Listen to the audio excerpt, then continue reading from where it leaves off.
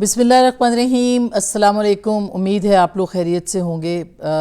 تازہ ترین اطلاع اور بڑی خبر یہ ہے کہ وہ ہوا ہے جس کا خدشہ موجود تھا، یعنی امریکہ نے ایران پہ کے جو ایٹمی تنصیبات تھیں اس کے اوپر حملہ کیا، اور 3 ان کی اہم ایٹمی تنصیبات کے اوپر ایران کیا گیا ہے یہ حملہ امریکہ کی طرف سے، اور یہ خدشہ بہت دنوں سے موجود تھا۔ لیکن کل پریزیڈنٹ ٹرمپ نے اپنا ایک فیصلہ لیا جس کے اوپر انہوں نے کہا کہ 2 ہفتے کے لیے اس حملے کو مؤخر کیا گیا، لیکن 24 گھنٹے کے اندر امریکہ نے یہ حملہ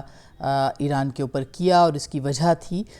اسرائیل جس کا دباؤ تھا اور شدید دباؤ تھا، جس پہ کہ آج یعنی کل جو تھا وہ اسرائیل نے یہ کہا کہ اگر امریکہ اس کے اندر ان کی مدد نہیں کرے گا تو وہ خود کوئی حتمی قدم جو ہے وہ اٹھا سکتے ہیں۔ اور حتمی قدم کیا تھا کہ جو ایٹمی یعنی یورینیم کی افزودگی ہے، جو ایٹمی اور جوہری ہتھیار بنانے کا الزام اب تک جو ہے وہ امریکہ اور مختلف اسرائیل سمیت مختلف ممالک لگا رہے تھے، وہ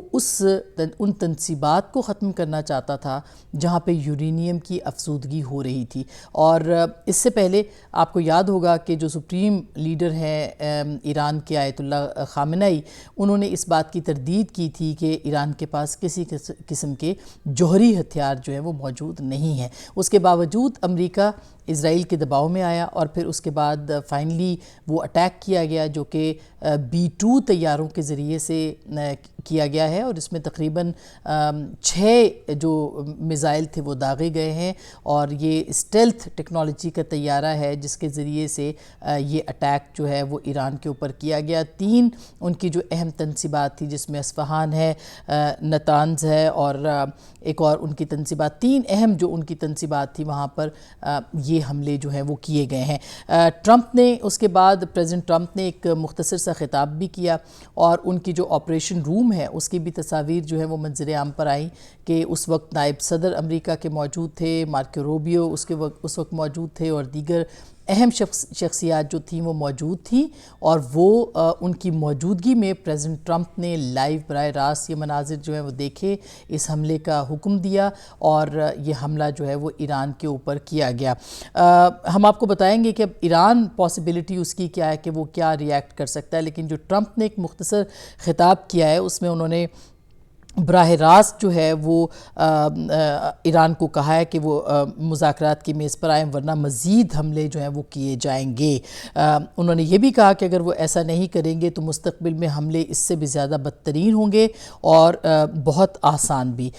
ان حملوں سے قبل کم از کم عوامی طور پر جو ہے وہ مختلف مواقع کے اوپر امریکہ جو ہے وہ کہتا رہا ہے کہ آپ ایران کو کہ وہ مذاکرات کی میز پر آئیں، لیکن ایران کا یہ موقف ہے کہ کیونکہ امریکہ اس سے پہلے اسرائیل کے ذریعے سے حملہ کر چکا ہے اور بالواسطہ طریقے سے ان تمام حملوں کے اندر شریک ہے، لہٰذا مذاکرات بے معنی ہیں۔ یہ بھی میں آپ کو بتا دوں کہ یہ بھی پریزیڈنٹ ٹرمپ نے کہا ہے، اور بہت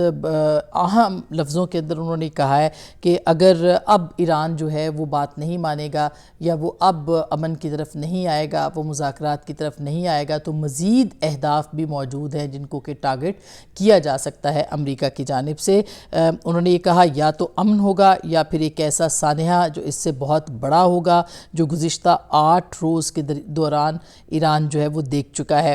یہ بھی میں آپ کو بتا دوں کہ ٹرمپ نے تہران کے اندر جو رجیم چینج ہے اس کے امکانات کے بارے میں بھی کوئی بات نہیں کی، اور یہ بھی واضح کیا ہے کہ امریکہ سمجھتا ہے کہ اس کا یہ آپریشن اب مکمل ہو چکا ہے، یعنی ان کے جو اہداف تھے وہ مکمل ہو چکے ہیں، ان کے خیال میں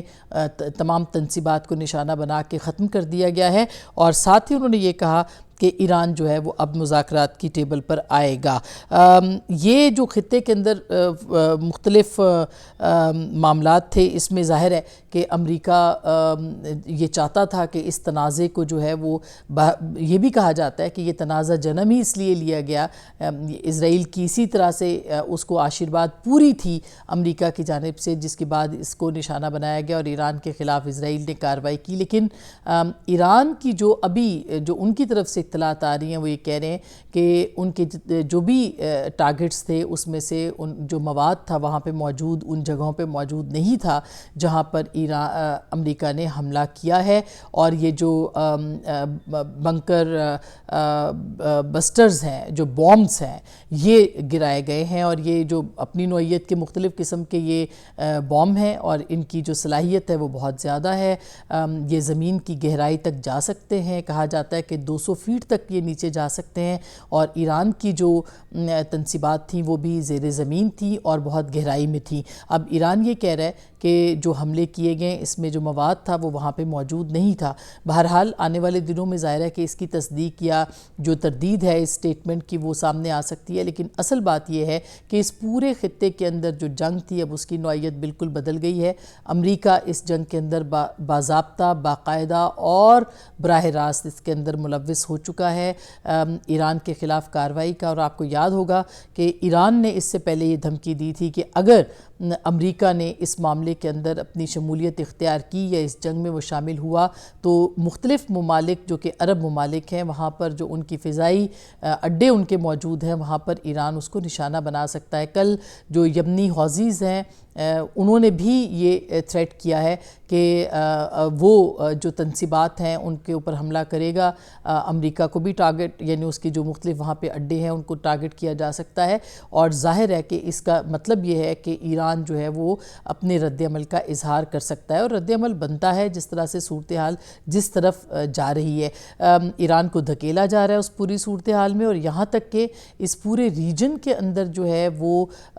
ایک ایسی سچویشن کریٹ ہو چکی ہے جہاں پر ایران اگر رد عمل نہیں دے گا تو بھی اس کے لیے نقصان ہے، اور اگر رد عمل دے گا تو ایک نئی عالمی جنگ چھڑنے کا جو خطرہ ہے وہ موجود ہے، اور اس خطرے کا جو صحرا ہے، یعنی اگر خدا نخواستہ عالمی جنگ چھڑتی ہے یا جو اس وقت کشیدگی ہے اس میں اسرائیل اور امریکہ براہ راست ملوث نظر آتے ہیں۔ تو اب دیکھنا یہ ہے کہ ایران کے ٹارگٹس کیا ہیں، ان کے اہداف کیا ہوتے ہیں، وہ کہاں کس کو کس وقت جو ہے وہ ٹارگٹ کرتے ہیں، اور اگر وہ ٹارگٹ کرتے ہیں تو یہ جنگ کتنی لامحدود ہو سکتی ہے۔ کیا اس جنگ میں روس بھی شامل ہوگا، اس جنگ میں چین بھی شامل ہو جائے گا؟ کیونکہ اس سے پہلے آپ کو یاد ہوگا کہ صدر شی نے ایک بہت اہم سٹیٹمنٹ دیا تھا، اور انہوں نے یہ کہا تھا کہ امریکہ کے بغیر بھی دنیا چل سکتی ہے۔ انہوں نے مختلف مثالیں تاریخ سے کوٹ کی تھیں اور کہا تھا کہ کب کب جو ہے وہ طاقتور جو ہے اس کو نقصان ہوتا رہا ہے اور اس کو اپنی پوزیشن سے ہٹنا پڑا ہے۔ تو میرا خیال ہے کہ یہ بہت اہم بات ہے۔ یہ بھی ہم آپ کو بتا دیں کہ کل ہی پاکستان کی حکومت نے آفیشلی پریزیڈنٹ ٹرمپ کو نوبل پیس پرائز کے لیے جو ہے وہ نامزد کیا تھا۔ یہ ایک ایسے وقت میں ہوا تھا جب جنرل عاصم منیر صاحب کی ملاقات ہوئی تھی امریکہ کے اندر، اور اس کے بعد مختلف ڈیولپمنٹس ہوئی تھیں۔ سر دست امریکہ نے مؤخر کیا تھا حملے کو، اور 2 ہفتے کے لیے مؤخر کیا تھا، اور اس کے فوراً بعد جو ہے وہ پاکستان کی حکومت نے ایک آفیشیل اناؤنسمنٹ کیا تھا کہ وہ نامزد کرتے ہیں نوبل پیس پرائز کے لیے صدر ٹرمپ کو۔ میرا خیال ہے اب صدر ٹرمپ سے بڑا یا جو امریکہ کا جو کردار ہے اس میں صدر ٹرمپ نے جو وار کے اندر اپنا ایک براہ راست کردار ادا کیا ہے، کیا اب بھی پاکستان کی حکومت ان کو نوبل پیس پرائز کے لیے نامینیٹ کرے گی؟ میرا یہ ایک بہت بڑا سوال ہے، اور یہ ایک اہم سوال اس لیے بھی ہے کہ ایسی صورت میں جب کہ پوری دنیا کو عالمی جنگ کے اندر دھکیلا گیا ہے، صدر ٹرمپ نہ صرف یہ کہ ذمہ دار بنتے ہیں بلکہ اگر ان کو اس طرح کا کوئی نوبل پیس پرائز سے پاکستان وڈرا نہیں کرتا اور پاکستان پیچھے نہیں ہٹتا تو بہت اہم سوالات جو ہیں وہ بھی جنم لیں گے۔ تو میرا خیال ہے پاکستان کی حکومت کو، پاکستان کی ملٹری اور پاکستان کی جو پولیٹیکل لیڈرشپ ہے اس کو اس معاملے کے اوپر سوچنا پڑے گا، کیونکہ اب جب کہ اس جنگ کے بڑھاوے کی صورت میں دنیا جو ہے وہ کیمپس میں تقسیم ہوتی نظر آئے گی، پاکستان قطعی طور پر اس صورت کے اندر ایک ایسے شخص کو پیس پرائز کے لیے اگر نامینیٹ کرتا ہے جو کہ اس جنگ کا سبب بنتا ہے، تو یہ ایک بہت پاکستان کی جو ایک اخلاقی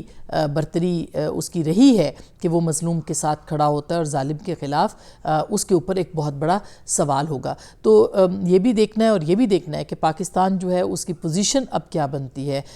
چائنا کہاں پہ کھڑا ہوگا، باضابطہ طور پر کیا پاکستان اس حملے کی مذمت کرے گا؟ کیا چین اور روس جو ہیں وہ بھی اس حملے کی مذمت کریں گے؟ انڈیا کا کردار کیا ہوگا اس پورے ریجن کے اندر؟ افغانستان کا کردار کیا ہوگا؟ تو میرا خیال ہے کہ یہ صرف اب معاملہ علاقائی سطح تک نہیں رہے گا، بلکہ یہ اب عالمی سطح پر جا رہا ہے، اور دنیا جو ہے وہ ایک بڑی تیزی کے ساتھ ایک نئی جنگ کی طرف بڑھ رہی ہے، جو کہ خدا نخواستہ تیسری عالمی جنگ کی صورت میں ہو سکتی ہے۔ یہ قابل مذمت کردار امریکہ نے ادا کیا ہے، اور اس چیز کے ساتھ کہ جو مہلک ہتھیار ہیں یا جوہری ہتھیار ہیں وہ ایران کے پاس ہیں، ایران کے پاس بھی اتنا ہی حق ہونا چاہیے جتنا حق اسرائیل کے پاس ہے، جس نے کسی معاہدے پہ کبھی سائن نہیں کیے، یا امریکہ کے پاس ہے جو کہ مختلف معاہدوں کے سائن ہونے کے باوجود اپنے اختیار اور اپنی جو طاقت ہے اس کا بیجا استعمال کرتا ہے۔ تو یہ بہت سارے سوالات ہیں، لیکن ایسے سوالات بھی ہیں جو کہ عالمی ضمیر کو بھی جھنجھوڑ سکتے ہیں اور جھنجھوڑنا چاہیے۔ اب تک کے لیے اتنا ہی، مزید معلومات آپ کے تک لے کے آئیں گے، اور مزید اپڈیٹس بھی، تبصرہ بھی، تجزیہ بھی۔ اپنا بہت خیال رکھیے گا۔ اللہ نگہبان۔